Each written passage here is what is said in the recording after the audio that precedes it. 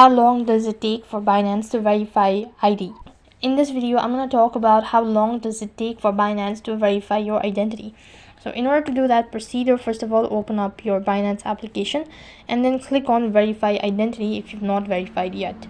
So here, all you have to do is just go through the 3-step. That is, you have to provide in your document. First thing, you have to go ahead and tap on get verified, and next page, it's going to take you to the page where you have to go and provide in your personal details, government issued ID, and a liveness check. That is, you have to verify your face verification and all that. If you want to continue the procedure, click the continue button, and Binance verification is simple and straightforward.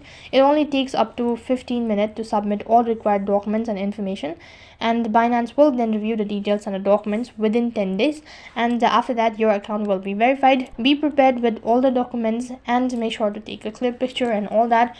15 minutes for Binance to verify your identity. So that is all for this video. I hope the video was helpful. Make sure to like, share and subscribe to our channel. Thank you for watching. See you in the next video.